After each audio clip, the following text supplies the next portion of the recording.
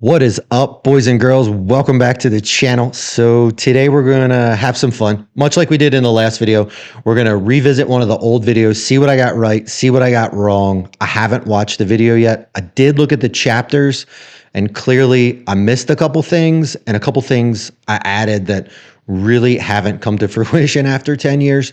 So let's dive into this. Let's take a look. So, oh man, there's the hat. I haven't worn a hat like that in a long time. I miss those days. So baby face too. Oh, so much fun. All right, so we're going to interlace a bunch of stories that actually relate to a bunch of these. Like I said, I looked at the chapters, but I haven't watched the video.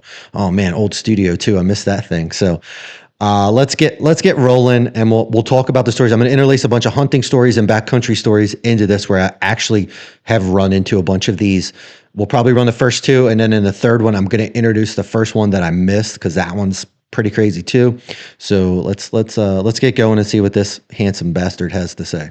Hey guys, Dave again. Welcome back to the channel. So in this one, I thought we'd talk about top 10 things that are trying to kill you in Wyoming. So I see a ton of you in the restaurant. Love running into you guys in the restaurant. You're mentioning coming here, trying to come back here, just all around excited to come to Wyoming. And I think you should. It's amazing. So it's a lot like Australia. It's big, it's beautiful, it's wild, and there is a lot of stuff trying to kill you. So let's run through this top 10 list. Some are obvious, some aren't. Well, let's get into it. Oh man, the old intro. Wow.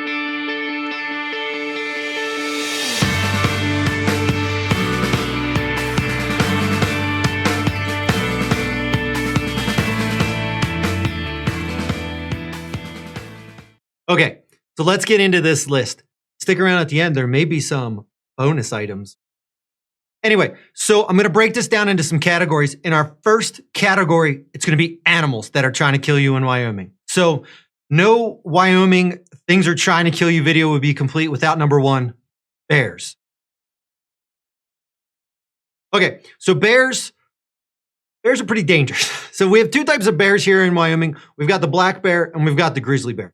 The black bears generally pretty much leave you alone. They're not the ones you really want to worry about. I mean, don't get me wrong. You don't want to be leaving tasty treats in your tent at night while you're sleeping in black bear country. But the grizzly bears are the ones that really attack the most people. They're very territorial. They're big. They're huge. They're strong. So go watch my unbearable situation video if you're interested in bears and how they're killing people and sort of the population's exploding. That one does a great job breaking down bears. And if you want to see how to survive a bear attack, go watch my best bear gun video where I actually survive a near-death bear experience in that video. So two great examples on more updates on bears. But at number one, most dangerous thing that'll get you, bears. All right, I still stand by this one.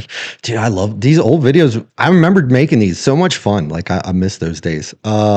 So bears absolutely nailed it. So 2 years ago, bow hunting, deep in the Shoshone by myself. I generally hunt by myself. So second night in the woods, and I had identified, I hunted a 370 bull 2 years ago. I got on one bull and I hunted him hard all season. So I moved like 3 miles across a basin to another spot. And this second animal, looking at the chapters, will back reference where that comes into play. So I had already had a run in with one of these animals on the list. Now I'm dealing with a bear. So it's the second night I moved and the horses start making a bunch of noise and they wake me up. And, you know, I think that, spoiler alert, the first night I had a mountain lion issue, which is the next animal. So just make this story easier to tell. So the first night that we dealt with the mountain lion, second night, the horses wake me up and I think it's the mountain lion again. And I'm kind of like, I'm moving, but I'm not moving fast to get up to try to get out of the tent. And it's midnight. It's like, I don't know, 12:10 or something it was. And as I'm getting out of the sleeping bag, I hear a bark. And I know you're thinking, Wolf, no, like bears will bark at you and they have this distinctive bark that goes on.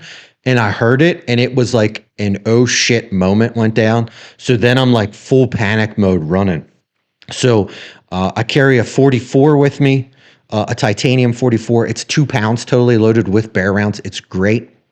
And I don't have to worry about it jamming. So that's my jam as to why I carry the 44 revolver. So I'm out of the tent, flashlight and gun.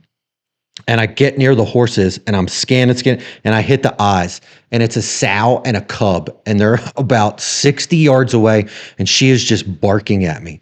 I'm screaming at her for over an hour, and she's barking back at me. She wouldn't move on. She wouldn't get out. She just froze and stood there barking and just like fluffing up and taking a step and backing up, taking a step and backing up. Like you're by yourself with a pistol.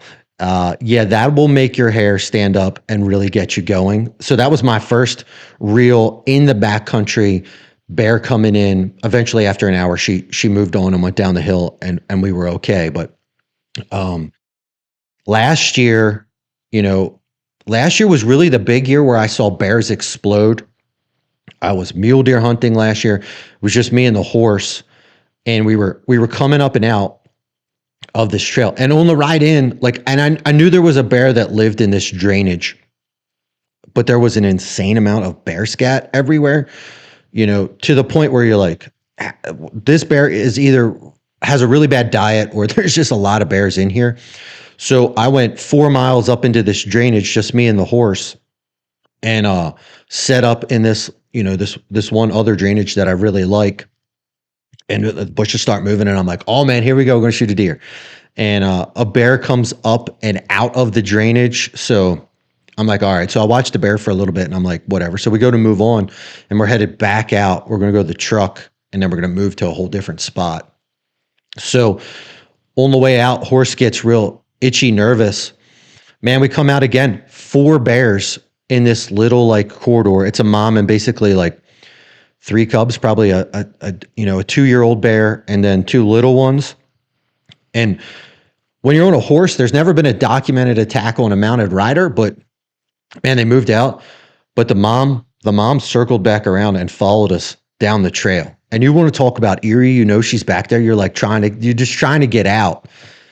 Like the bears will mess with you, and they are prevalent. And in the last 2 years, they have exploded. So if you're out on foot, make some noise, whatever. But if you're going into the backcountry, the last 2 years, it really feels like the bears have become, there's just so many. They're not doing a great job of curtailing the population. What they're doing is they're taking problem bears from Jackson and they're moving them to Cody, and they're taking problem bears from Cody and they're moving them to Jackson, and they're just basically shuffling them all around. So, I talked to a guide. He had one charge him 2 or 3 years ago, and he had to put it down. And luckily he had video of it, like one of the other guys videoed, so he had enough self-defense. But they're here. The bear's still far and away number 1. So do be careful. I stand by this. This one is accurate. I've had personal firsthand experiences with bears. So do be careful. Okay. So at number 2, we have buffalo. Sometimes referred to as bison. You kind of hear the names used interchangeably around here, but hands down, super dangerous animal. If you've run into me at the restaurant at all, there's a 900% chance you've heard me tell you the story about the time my Chuck and some buffalo became friends, loosely. If you haven't, maybe I'll tell it one day on this channel. It's actually one of the ways that I ended up in Wyoming. So super fun story. But anyway, so every year the locals joke about, and we see on the news what we call a Turon coming to town, getting too close to one of these buffalo and just getting completely rolled, chucked in the air, or just chased. So don't be the guy or the gal that comes to town and gets all snuggly with the buffalo. They don't want to be friends with you, especially during the rut. These guys are dangerous. They will gore you to death. They will trample you to death, and they do not care about you. So go ahead, watch out for the buffalo. At number 2, buffalo, dangerous. Stay away. Yeah. So those that haven't seen me at the restaurant, and I'm rarely there anymore, but a story. I was here. Long story short, I was semi-retired, bought a camper, traveled across the country, got to Wyoming. Dog got hurt, so he had to have surgery. So we're here. Park opens up. I go into the park the second day that it's open, and I'm stopped for fellow tourist here.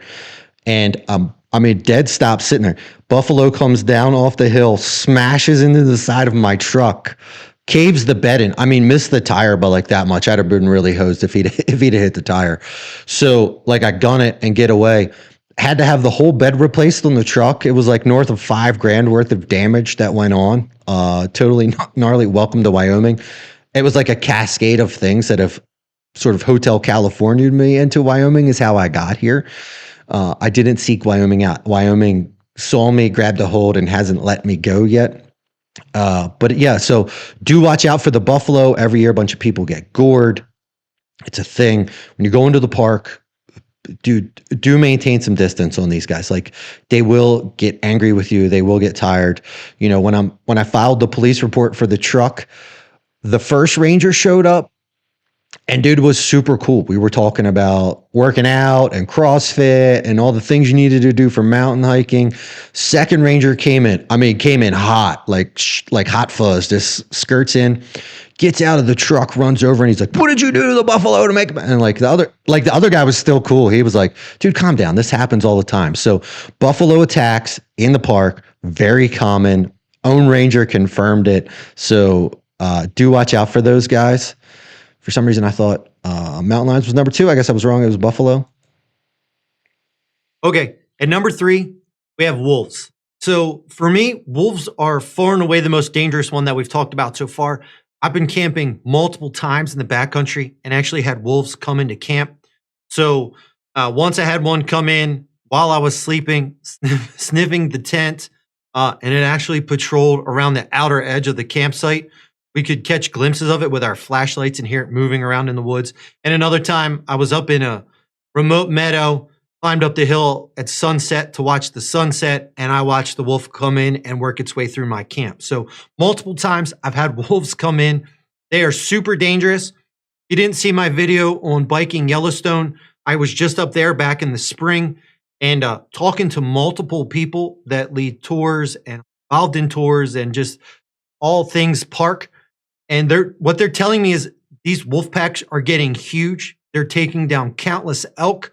They've actually learned how to take down buffalo now, bison, which we saw in number 2. So number 3 is hunting. Number 2, working its way up the danger chain, in my opinion. If we cut over and we look at the website here, this is YellowstoneWolf.org.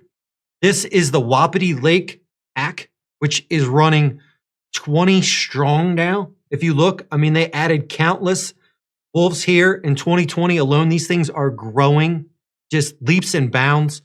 So these packs are getting huge. They're taking down huge animals, and you do not want to get caught out in the backcountry and one of these things gets your scent and gets hooked on you. Like, it's no bueno, to quote some Spanish there. So you can see these are former members of the pack. Some have died out. Some have moved on. This Wapiti Lake Wolf Pack was actually started by 755M. So he started this thing. Like I said, cool website. You can come in here. You can come check this out for yourself. We're not going to get into it now, but it breaks down how the pack formed and all that kind of stuff. Wolves are cool, dangerous. I definitely think we need to start curbing some of these things. A lot like the bears. Go watch the bear video. We're having very similar problems with wolves. But yeah, number 3, wolves. Watch out for these. So yeah, I still stand by wolves, and we'll tell the actual story that I referenced here that I didn't tell the whole story. So my first year elk hunting, a buddy and I went, and we got out really late. So we drove the truck back in this forest road as far as we possibly could, and I brought some stakes. We had a couple tents that we were setting up. So we set up the tents. We got a fire going while we were doing that. I put a stake on the fire, and the bush, I kid you not, 20 yards away from me, growled at me. It was like, "Urgh." And we were like, oh my God. My buddy's like, cook that steak as fast as possible. Went total Overwatch at this point, and is just watching. And I mean, the bush is like, and the bushes are moving around it. Like, we're all surrounded by bushes. It's like this big carve out spot. And we had the truck because we had driven the truck back in as far as we could. We were going to get up the next morning and go hike to hunt these up. So we're cooking this steak as fast as possible, right? And the whole time, and I mean, it's getting dark, and we're like, great. When we think bear, because we're like new to Wyoming. You know, everything is bears, bears, bears. So he's like scanning, and we're like eating the steak and the bush is moving. And at this point, we've busted out the whiskey and we're starting to have some whiskey, right? So he's getting tougher and tougher by the moment. We clean everything up and we're into whiskey until late. Like I think we stayed up till like 2 or 3 in the morning because this thing just wouldn't leave. So he gets the bright idea. He's not going to stay in the tent. He's staying in a bivvy. So he bivvies up next to the truck. And I sleep in the bed of the truck at this point. I'm like, I'm not, this bear is not eating me. So there's a fresh pile of buffalo dung, like right by our campsite that we saw when we came in. It was like, so I don't know, it's maybe like 30, 40 minutes. Like I've been asleep. All of a sudden the truck rumbles to life. And I jump out of the sleeping bag and I jump in the tent and I was like, did it get you? Did it attack you? What happened? He's like, no. So the wind shifted, and this is a thing you got to watch too. This is a little bonus item. You got to watch the wind shifted and it filled his bivvy with smoke. And to his credit, for as drunk as he was, I can't believe that he woke up, but he woke up realizing that he couldn't breathe. So he jumped in the truck. So we slept in the truck for the rest of the time. But when we got up the next morning, what had happened is it wasn't a bear that came in, it was a wolf. And the wolf had stepped in the buffalo dung and made a perfect wolf print. But then we could track it from there where it had come in and it stopped and it stood over him in that 30-minute period. And clearly it sniffed him and investigated him. And then we could see where we followed the tracks where it all went through the camp. Needless to say, because of the amount of alcohol, we did oversleep and our hunting experience was pretty poor, but we came out of it with a cool wolf experience. The other one, I was deep in Sunlight Basin, if you know where that is. It's like basically the valley over from Yellowstone. Super cool area. I highly recommend you go up there and check it out. Think Beartooth Highway. If you're going to go do that, you kind of loop through and you go through it all. So back deep in there. And I highly recommend that drive too. But anyway, I was deep in there and I scurried up a ridge like after making dinner, and I did watch a wolf come down, and it like, luckily the tent was closed, but it tried to get in the tent, sniffed all of where we had cooked and everything else, and then moved on. And he was a huge, giant black thing. Like, I mean, massive black wolf. You don't want to mess with him. But so yeah, 2 times where wolves have definitely been deep in camp. I've been in the backcountry, the one where I told the story with the bears not too long ago. That's another one.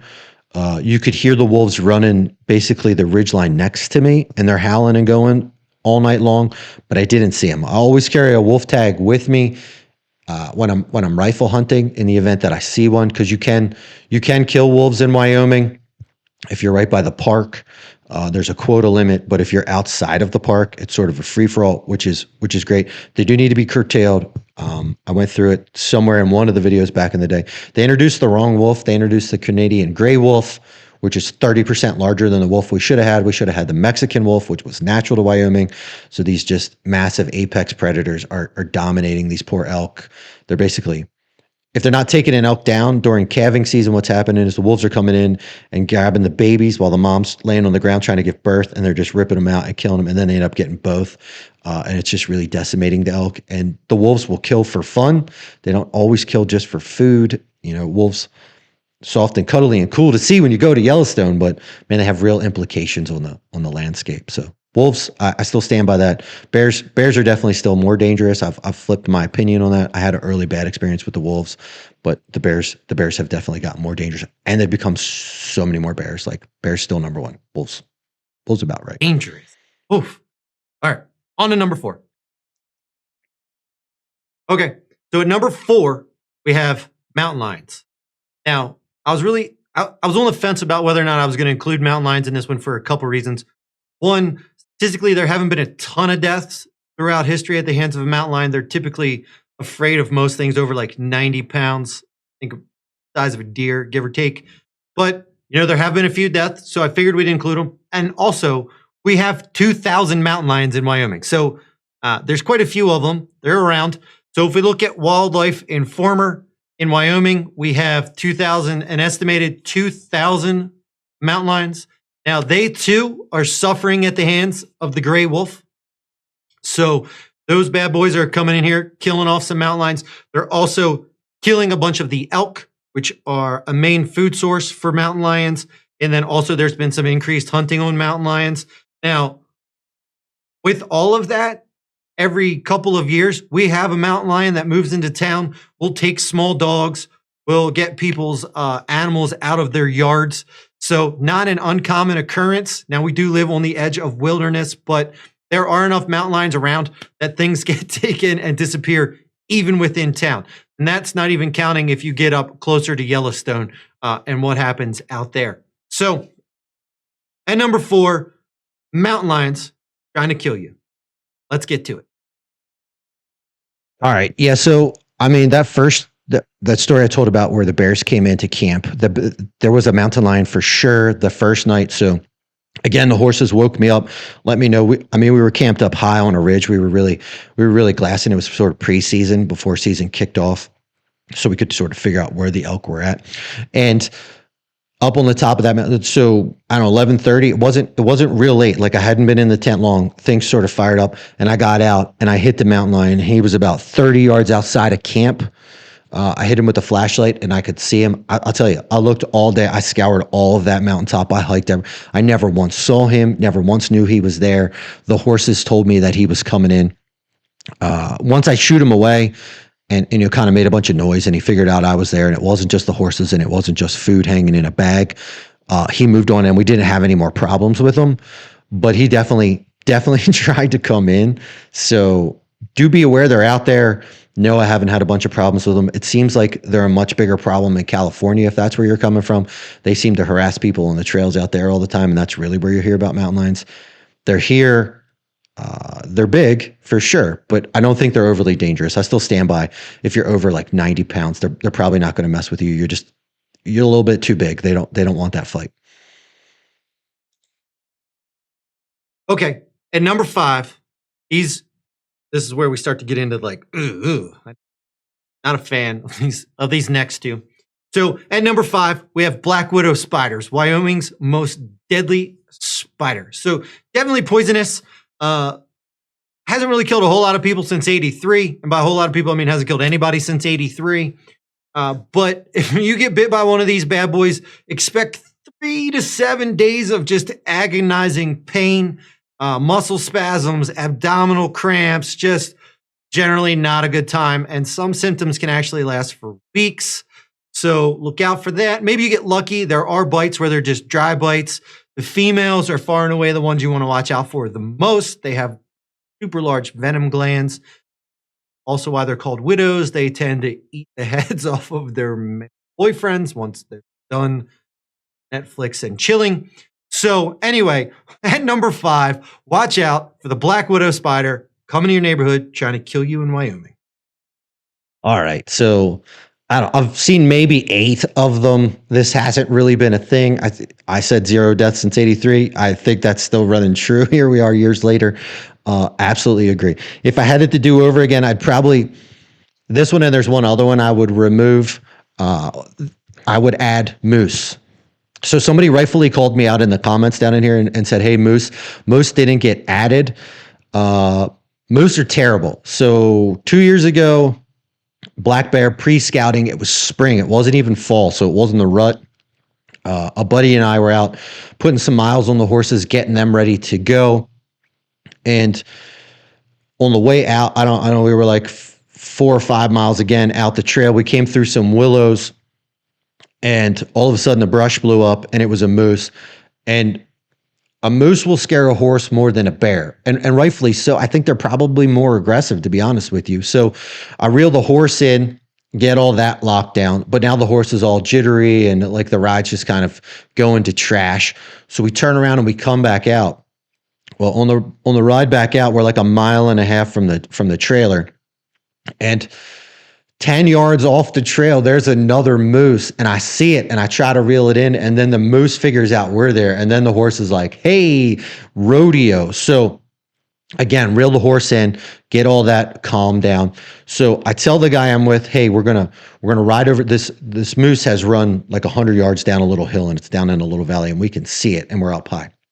I'm like, hey, we're gonna get off the horses. We're gonna stand here and we're gonna watch the moose move away, build some confidence in the horse. So now the horse is now thinking, hey, I'm a big bad horse. Look at this thing, scared of me. So trying really hard to use this as a teaching moment, right? So all of a sudden the moose looks up and sees us. Well, the moose doesn't move on. The moose turns, comes up the hill and gets on the trail and starts coming towards us. So I'm like, oh shit. So I hand the reins to the kid I'm with and I'm like, hold on to these. I scoop up a bunch of rocks and I run out and I get on the trail. This moose is coming at me, right? So I heave the first rock out there and miss horribly. Heave the second rock out and just barely miss this thing. So I'm on rock 3. I have 5 total. And I look at the kid I'm with and I'm like, look, I'm going to throw these rocks at this moose. And if it doesn't turn, I'm going to start shooting. You're my witness when Game and Fish shows up that this moose came at us. And this moose is now at like 40 yards and coming. Ears are pinned back. It is coming. It's a little, I assume it's a little bull moose. Like horns are just starting to grow. I assume it's more of a juvenile than it is a mature one. So this third rock heaves out there and I mean, clips it in the nose. And that was enough that it was like, oh, okay, something's happening here. And then it darted off the hill and down and away it went. And it did encourage the horse to be like, hey, I'm a big bad horse. But that moose was coming to get me. And I mean, springtime, like the moose shouldn't have been overly aggressive in springtime. And we gave it plenty of distance, but it closed it and it was coming at us. Like, you know, I didn't want to shoot the moose, but I was prepared. But, you know, you got to watch. And they're big, they're fast, and they're really aggressive, and they come out of nowhere. I mean, we were on the lookout for bears, and we were very bear aware, and the moose still surprised us and still jumped out of anywhere. So I've been in, same deal. I was in sunlight, and we were tent camping, and we woke up to 3 giant bull moose in camp, 15 yards away, feeding around camp while we were sleeping. And I had the dog with me and he didn't even know they were there. So you do have to watch out for moose. I think moose are far and away way more dangerous than the black widow spiders. I'd put them up there with buffalo if you're going to get anywhere near the buffalo, especially in the park. And I would go bears, probably moose, and then buffalo if I were to remake this video today. So there's your bonus item, moose. Moose absolutely should have been on this first list. I missed it. Let's get into the next one. Okay, at number 6, we have rattlesnakes. So Wyoming actually has 2 types of rattlesnakes. One is the midget-faded rattlesnake, which I'll put up for you here. And then the other one is the prairie rattlesnake, which I'll put up for you here.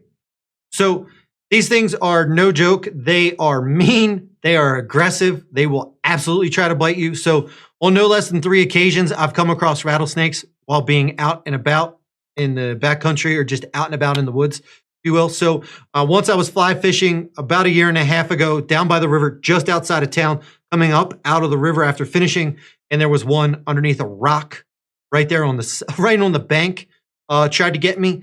There was another time I was hiking Jim Mountain.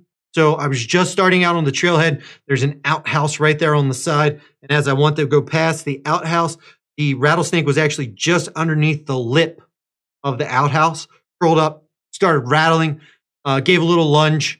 That one seemed like a fake charge, if you will. If it's snake's fake charge, I don't know, but it didn't really put its little rattlesnake heart into trying to get me.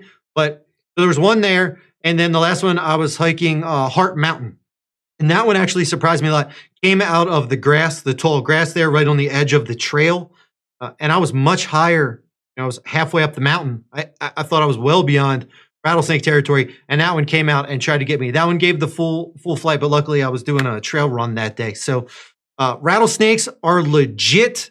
Watch out for them. They are plentiful in the state. Snake-proof gaiters are an option if you're really, really scared. Luckily, I've dodged that. They do have rattlesnake venom for your dog. Would highly recommend that if you move to Wyoming, get your dog vaccinated against rattlesnake bites. But number 6, rattlesnakes. Ugh. All right, let's. I still think so. Story I didn't tell here. I thought I did. My cousin moved to Wyoming years ago, and he stayed with us when he first got here while he got settled in, and he had a bloodhound.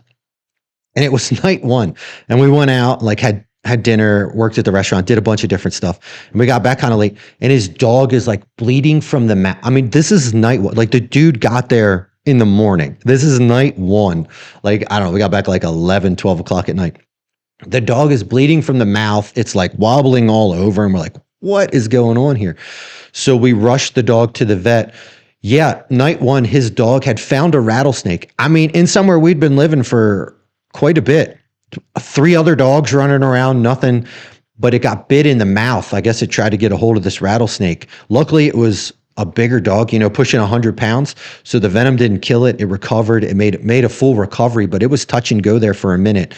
These things get in everywhere. I was training the horses. I was riding them on Four Bears Trail. If you know where that is, it's up in the Wapiti Valley. So that's the highway to Yellowstone, they call it. You go through the Shoshone National Forest and all. It's on the right there across from Yellowstone Valley Inn. If you come here and you go to Yellowstone, you can look for it. It's on the right. Littered with rattlesnakes. Like, you don't go in there after like mid-May, early June, just because, your horse is seriously at risk of getting overrun by rattlesnakes. There are so many in there. These are the type of insights I can give you if you're looking to buy real estate in Wyoming. Well, there's a link in the description for my brokerage. I'm doing a plug there on that one because I want to help you guys. But anyway, back to the rattlesnakes. So you do have to be careful. I do stand by this one. Absolutely. Be careful. Rattlesnakes are far and away a thing. With the mild winters we're having now, like this winter was extremely mild. I expect the rattlesnakes to be really bad this year. Like, I don't think there was a lot of cold to kill them off. So be ready. I think big fire season this year and big rattlesnake season. Let's get into number 7. Okay.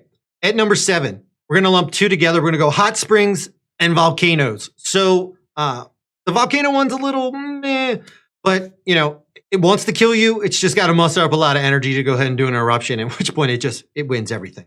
But let's talk about the hot springs. So the hot springs, there are some hot springs that you can get into, particularly around like Mammoth Campground. There's a great hot spring up there. Go get in that. It's right by the river. It's very nice. There's some down in Thermopolis that come out. So there are nice hot springs to get into, but do not be the person that goes to Yellowstone and is like, look at this hot spring. I'm going to get in. Probably not going to go well for you. Most of those are around 205 degrees. So every couple of years, you'll hear about they find some shoes next to a hot spring, never find the person. You get into these hot springs and you pretty much just boil off and you're done.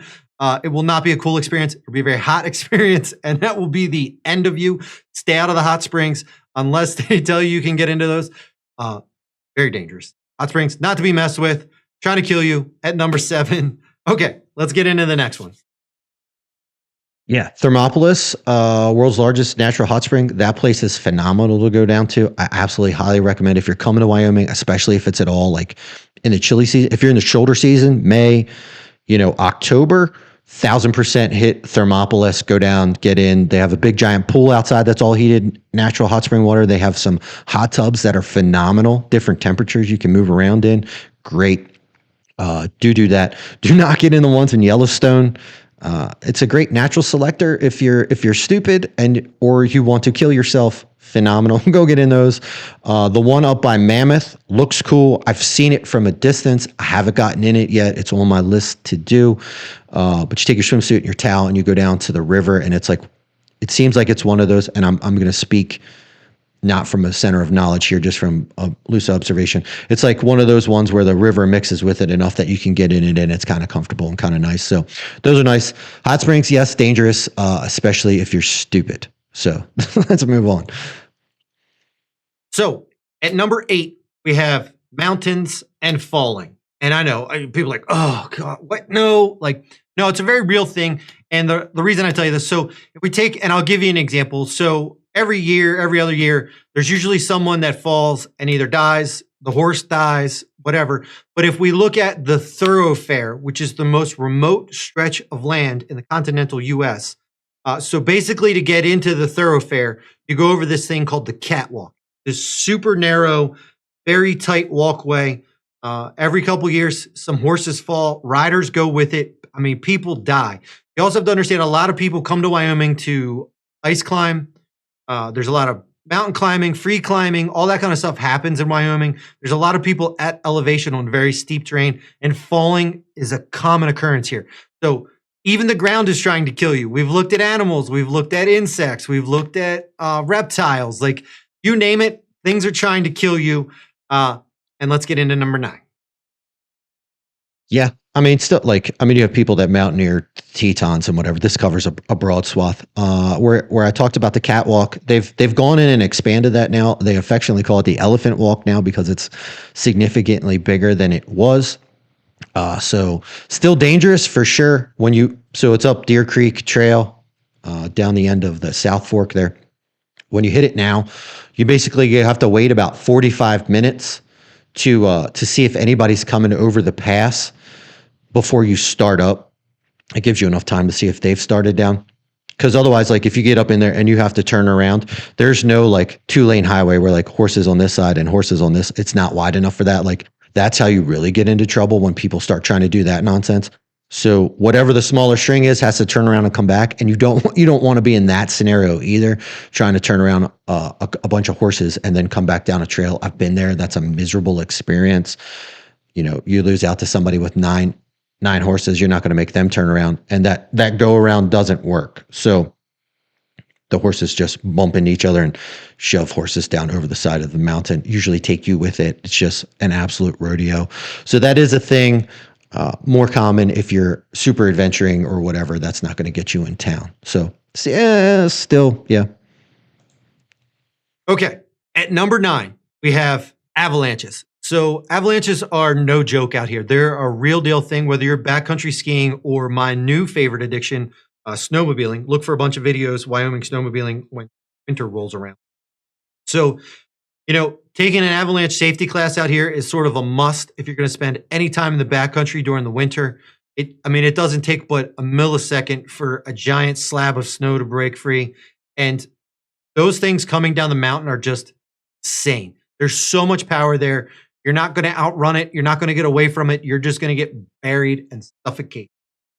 Dying in an avalanche is just, no thanks. Don't want any parts of that. So definitely take the avalanche safety class. Definitely take it serious. It's a real thing. A ton of people die each year from this. It's a legit killer out here. Do not get caught out. Take your safety class. And let's get on to number 10. Yeah. So I did get into snowmobiling for I dropped like 40 grand on snowmobiling. Like snowmobiling is stupid expensive. I think that's the bigger killer here than the avalanches. Now the avalanches are definitely still a thing. Don't let me undermine that. Especially if you ride somewhere like Cook City, which is like the Silvergate entrance of Yellowstone up there, super popular. A lot of guys from Minnesota and all come out. A lot of guys that really get caught out are the guys that like to do hill climbs. So like big hill pulls straight up the mountain. If that's your jam, you're definitely avalanche danger zone. Not really an area I love to do. Like it's fine to do every once in a while. I don't love just straight hill pulling. I'd rather go pick through the trees and get a bit more meticulous. Snowmobiling, the snow's been kind of sporadic, especially this year. Like it's just been A-arm city. So you hit rock and you jack up your snowmobile. So then you're wrenching and it just got to be a bit much. I do a lot less snowmobiling than I used to. I've sold a couple, kind of whittled down all my crap, but it's fun for sure if you got the right crew. But the avalanches, yes, take the avalanche safety. Once you get over slopes with like 30 degrees, you really got to watch out. Like that stuff will break loose and it will come for you. And that does not look fun. And so avalanches, yes, if you're in the backcountry, snowmobiling is really the big one where an avalanche is going to get you. Okay. So at number 10, we have water hemlock. And I felt like we had to include a plant in here because this is a pretty deadly plant. So it's also sometimes referred to as cowbane or poison parsnip. And really that's what gets you. So it really resembles a couple of other edible flowers. And it's usually, that's what happens. They grow in a very similar location along streams. So people are out picking wild carrots or wild parsnip. They inadvertently get some of this. This stuff is highly toxic to humans. And if you get just a smidge too much of it, it will kill you. So watch out for water hemlock. I will put up a picture here. which very much resembles wild parsnip. So be very careful when you're out and about. Make sure you know your plants. If you're going to go pick some wild plants, just start munching. This is why I always say safer to eat beef and identify a cow. Plants get very tricky. Just eat beef and you'll be safe. That's all. Just keep eating meat. All right. So yeah. So that's our top 10 list. Let me know down in the comments. Shockingly, that's sarcasm right there. Water hemlock, not so much an issue. I mean, I'm glad I added a plant. Looking back on it, this hasn't been a thing. You know, I'm not out picking a lot of wild carrots and parsnip when I'm fly fishing, but down by the river, fortunately. So I guess if you are foraging for your own food and you were in the backcountry doing something, could be a thing. Definitely a plant to watch out for. Maybe. Just don't eat wild stuff growing on the side of the road is where we're at. But yeah, stay away from that one. I would remove this one, even though it's our only plant, and I would add moose back in over water hemlock if I were to redo this video. So what you guys agree with, don't agree with. I'm sure we'll get both sides of the spectrum. Hopefully you enjoyed this. It opened your eyes. You know what to watch out for now. But yeah, the gray wolves and rattlesnakes, watch out for those things. Dangerous. So I will catch you guys in the next one. Okay, so the first bonus item, things that are trying to kill you, looks like this. I call it February. So February in Wyoming is just insanely cold. You know, think -20 we had this year for like a good week and a half in February. I mean, cold. You know, generally here is really nice to live. I enjoy it. I'm normally in a hoodie. Time kind of ride that pretty much with the exception of summer. I'm always in a hoodie. But this February, I actually had to break out a coat and some long johns. Cold. Now, if you're traveling out and about, you're here in February, make sure you've got a really warm sleeping bag in your car or truck. I roll with a -35 bag in my truck. Keep some water, keep some food, have some tire chains, some ways to make fire, just some emergency supplies, especially in February. You get caught in a drift and you get caught out there. Freezing to death is a very real possibility. February in Wyoming will try to kill you. Be a snowbird. I don't know, go boogie on out to Phoenix for February. Just forget about this place for that month. Luckily, it's a short month. And then come back and get back to enjoying the place. But February will absolutely try to kill you in Wyoming. Watch out. yeah, so February still sucks. Absolutely. Stand by that. Like February gets cold, you could get pinned down in your car. If you're going over the mountain or you're doing something like, let's say you're going Cody to Sheridan and you're going to go over the mountain, over the pass. Yeah, throw the sleeping bag in, throw some water, throw some basics in there for sure. I have gotten caught in a blizzard in May coming back over the mountain before. It's no joke. It's not to be trifled with if you're going over the mountain. If you're doing Cody to Thermopolis, that can get a little dicey because of the wind. It can shut the road down.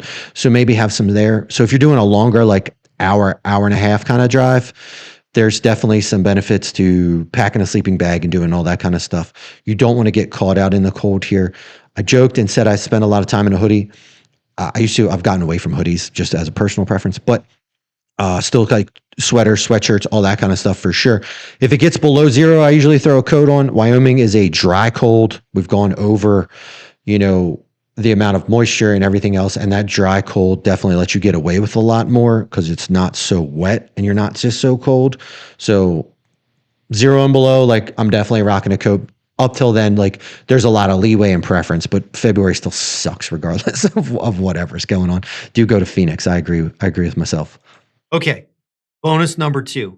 And this may be the deadliest thing on this list. And it is any vehicle with this number on its license plate.